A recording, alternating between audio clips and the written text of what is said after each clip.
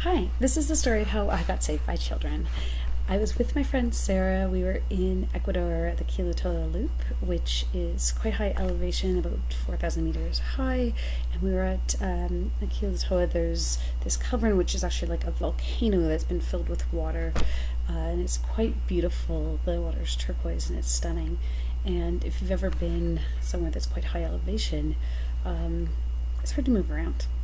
So we were staying with a family that was near the edge of this cauldron that we'd sleep with and we'd eat our meals with. And we said, hey, we want to go check out the Quilotoa Loop. And it was already a bit later in the day. And they said, okay, no worries, but make sure you're back for dinner, which was around sunset time. We said, all right, no worries. So we start walking down and we kind of realized quickly that, whoa, this elevation is causing us to walk so slowly. So it's taking us a bit longer than we anticipated. And we were chatting as we go down of we'd read that people take mules to go up or down in the cavern, and we didn't really want to do that. We're like, hey, we're not going to do that. We're not using animals in that way. We're just going to walk this thing. So we keep walking, and by the time we get to the bottom, it is a lot later than we anticipated, and we can see the sun is going to be setting. And we're like, oh shit, that took us a long time. We should really get up quicker. And so Sarah in Spanish goes up to this guy and is like, hey, could we rent the mule use to kind of get up? And he said yeah, but he kind of let us know that they were a bit tired. It was at the end of the day. They've been kind of working all day.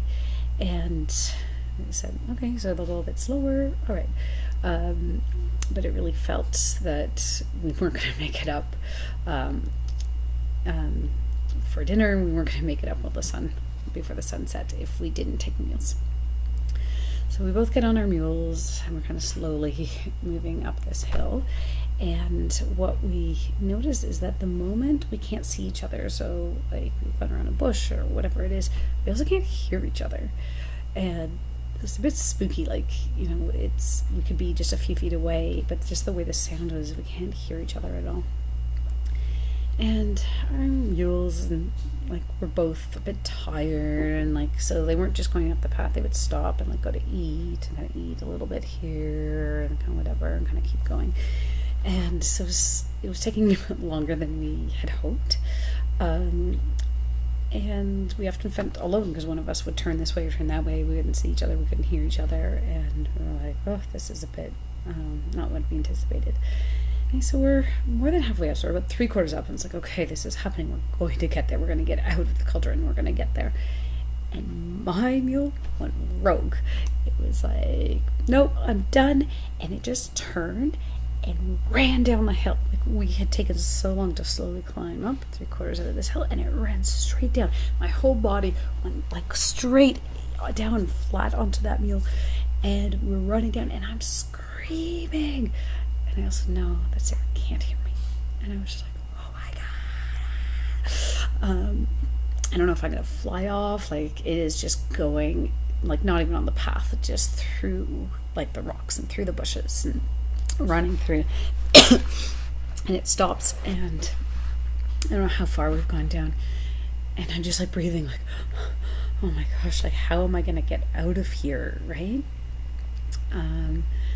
And I'm just kind of getting myself kind of settled, okay, hopefully Sarah will find me, or someone will find me, and I can get myself out of this. And it's getting darker and darker as this is kind of happening. And I look up and I see a group of children. There's a group of children staying at the top of the cauldron looking down, and they're yelling at me and laughing and yelling and laughing. I don't know what they're saying, but something about, don't worry, Gringo, I'm on my way.